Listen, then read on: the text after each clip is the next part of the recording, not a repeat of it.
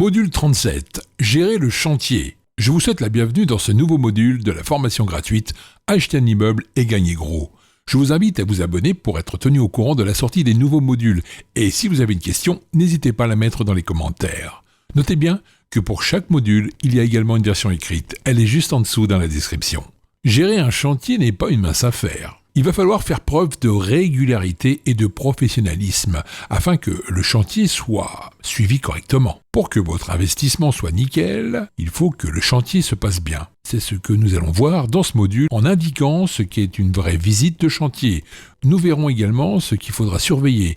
On verra enfin à quel moment il faut payer les acomptes de chantier et ce qu'il faut faire si votre artisan prend du retard ou s'il disparaît du chantier. Eh oui, ça peut arriver. Contrôler le chantier. Un chantier, c'est un endroit spécial où, quand on n'a encore jamais investi en immobilier, ça peut faire peur. Un endroit où vous pourrez vous sentir mal à l'aise et sûrement pas à votre place. Vous verrez des artisans parler de choses que vous ne comprendrez peut-être pas. C'est pourquoi, dans les modules suivants, traitant des travaux, on verra en détail les types de travaux afin que vous puissiez être à l'aise pendant votre visite de chantier. Une visite de chantier n'est pas une simple visite de courtoisie, c'est une inspection de travail qui a été faite, une vérification du retard ou de l'avance du travail en fonction du planning prévu à la base. Vous devez tout vérifier afin d'être sûr que tout est bien fait correctement, car au final, c'est vous le client. Et si vous ne dites rien, je vous assure que ce ne sont pas les artisans qui vont vous montrer s'il y a des négligences ou du travail bâclé, parfois à certains endroits du chantier. Pour moi, ce n'est pas une visite, mais plutôt un suivi. C'est plus juste comme mot. Ce suivi, il va falloir le faire régulièrement afin, dans un premier temps, de vérifier que le travail est fait correctement.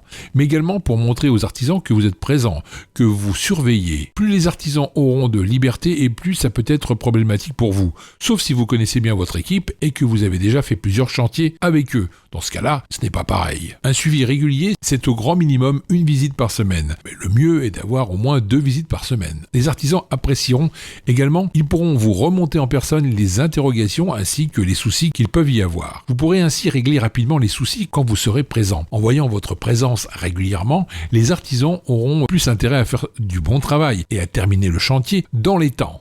A l'inverse, si vous faites un suivi non régulier, il est probable que les soucis et les interrogations aient plus de mal à remonter à vous, ce qui va provoquer forcément des incompréhensions et des tensions à la fin du chantier. De plus, les artisans, se sentant moins surveillés, feront un petit peu ce qu'ils veulent. Le fait de ne pas montrer sa présence prouve également qu'on n'est pas vraiment impliqué dans le projet. Pour ceux qui investissent à distance, ça sera plus compliqué de vous rendre sur place régulièrement. Dans ce cas-là, prévenez les artisans dès le début, afin qu'ils comprennent votre absence. Dans ces cas-là, faites des suivis par téléphone très régulièrement, idéalement via Skype vidéo ou FaceTime, afin de voir le chantier en réel et vérifier que tout se passe bien. On ne fait pas une visite de chantier comme on part en vacances. Il faut se munir d'un smartphone ou appareil photo de qualité, afin de prendre des photos de l'avancée du chantier régulièrement pour avoir un bon suivi. Cela permettra également d'avoir des preuves en cas de malfaçon. Il faudra également une lampe torche, surtout dans les chantiers en rénovation totale, où il n'y a pas d'électricité au début. Cela permettra également de vérifier les combles. Amenez également un niveau à bulles. Vous pourrez comme ça vérifier que tout est à niveau. Par contre, vous n'êtes pas son chef, vous êtes son client. Vous ne devez donc pas lui donner d'ordres et des directives qui pourraient mal prendre. Il faut être diplomate. Un artisan est à son compte, sauf si c'est une société du bâtiment. C'est justement pour ne pas avoir de patron, donc parlez-lui comme un partenaire.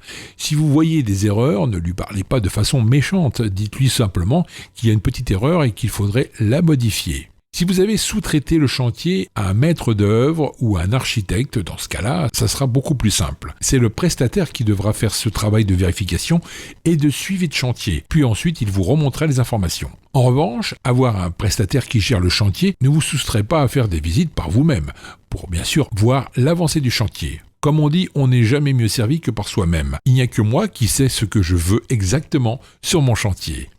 Ce qu'il faut vérifier. On verra en détail tout ce qu'il faut vérifier à la réception du chantier dans le module 44. Mais on va déjà voir ce qu'il faut vérifier pendant les visites de chantier. Il y a beaucoup de choses à vérifier pendant le chantier. Il ne faut pas attendre la fin du chantier pour vérifier que tout se passe bien, car en faisant cela, il se peut que certaines choses mal faites ne peuvent être modifiées si c'est trop tard. Prenons l'exemple d'un radiateur mal placé. L'électricien a mal compris ce que vous souhaitiez. Vous vouliez le mettre sous la fenêtre et lui il l'a mis à la place de l'emplacement de la TV. Si vous voyez cette erreur à la fin du chantier, ça ne sera pas trop tard, mais ça coûtera pas mal de temps et d'argent, car il faudra faire une saignée dans le placo, tirer les fils au bon endroit, déplacer le radiateur, puis reboucher le placo avec enduit plus couche de peinture. Bref, pas mal de travail. Alors que si vous aviez vu la prise du radiateur qui était mal placée dès le début, pendant que le placo n'était pas encore jointé ni peint, alors la modification aurait été beaucoup plus simple. Il y a beaucoup d'exemples comme ça. C'est pourquoi il faut faire des vérifications très régulièrement. Un artisan est un humain, il peut faire des erreurs. Il faudra donc vérifier tout ce qui est installation électrique, en testant les lumières, les prises, les installations générales. Vérifier également la plomberie en laissant couler l'eau pendant plusieurs minutes, afin de vérifier qu'il n'y ait pas de fuite.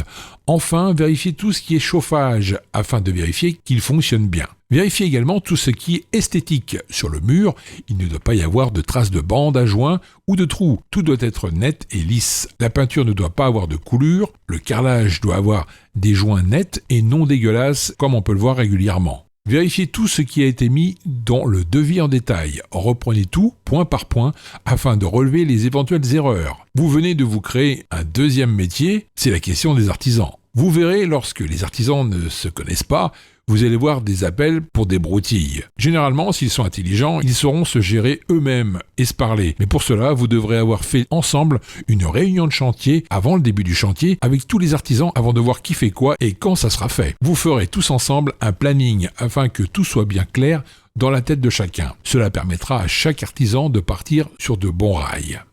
À quel moment envoyer les acomptes ? L'acompte, donc l'argent, c'est le seul moyen de pression que vous avez envers votre artisan. Il faut donc le payer de façon intelligente. Vous vous doutez bien que si vous payez votre artisan d'un coup, dès le début de chantier, vous n'aurez plus ce moyen de pression qui permet d'avoir un bon chantier. Un artisan qui vous demande de tout payer ou une grosse partie du montant global dès le début du chantier, c'est qu'il y a un gros problème. Soit il est de mauvaise foi et ne fera pas votre chantier correctement, soit il y a des problèmes d'argent et doit se faire un peu de trésorerie. Et ça, c'est un problème.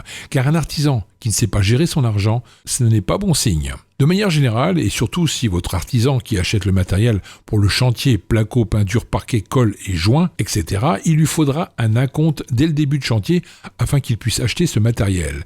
Ça lui montrera également votre sérieux. Le sérieux va dans les deux sens. Un premier acompte normal pour débuter le chantier, c'est entre 25 et 35%. Il faut le payer quelques jours avant le début du chantier. Inutile de payer cet acompte un mois avant le début du chantier. Les autres acomptes, il faudra ensuite les payer au fil du chantier. En général, il y a 3 acomptes à payer pendant le chantier. Le premier acompte juste avant le début du chantier. Un deuxième acompte en milieu de chantier et un dernier acompte à la fin du chantier, après la réception du chantier. C'est comme ça que vous devez payer vos acomptes. Ne payez pas tout au départ, comme on l'a vu plus tôt, et ne le payez pas non plus tout à la fin. Pour débloquer un acompte, la principale procédure est d'envoyer la facture de votre artisan à votre banque. Une fois la réception de cette facture, la banque met plus ou moins de temps pour le payer. Certaines banques mettent quelques jours et d'autres mettent plusieurs semaines. Il faut donc bien prendre en compte cette donnée, car ça peut bloquer un chantier. Demandez à votre banque sous combien de temps elle paie une facture d'artisan. Si elle vous dit que les factures sont payées sous X semaines, prévenez tout de suite votre artisan dès le départ afin qu'il sache que cela prendra du temps.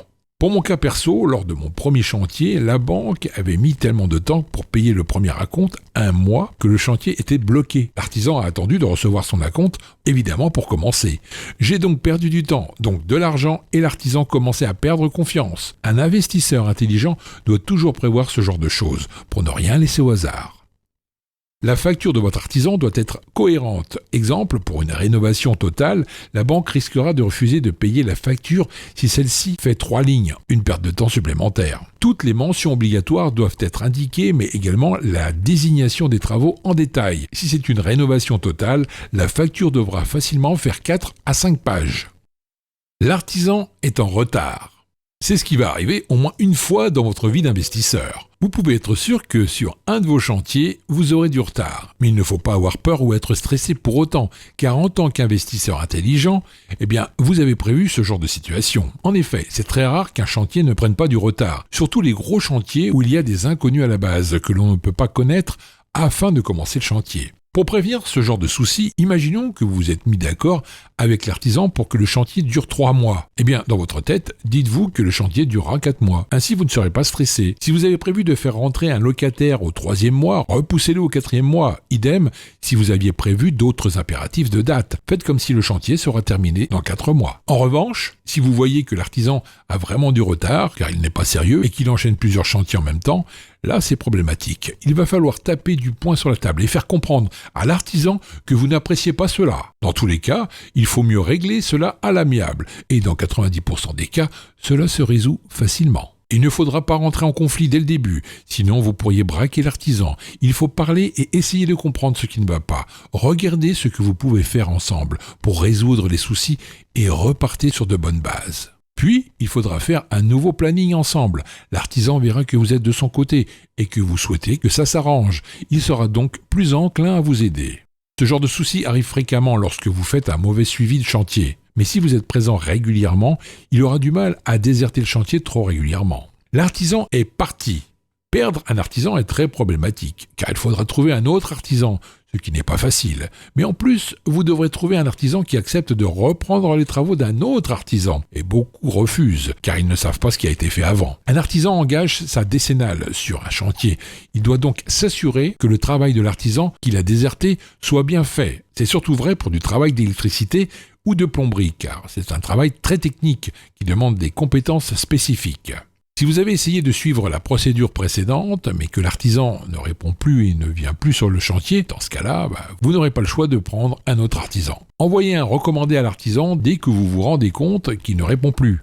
Envoyez un nouveau recommandé 15 jours plus tard, puis un autre 30 jours après. S'il ne répond toujours pas, vous pouvez prendre un autre artisan, même si le devis que vous aviez signé ensemble n'est pas rempli, car celui-ci ne répond pas à vos courriers. Le contrat sera ainsi cassé. Vous serez libéré de toutes vos obligations avec cet artisan. Cela vous permettra, en cas de procédure devant la justice, de prouver que vous avez tout fait pour entrer en contact avec lui.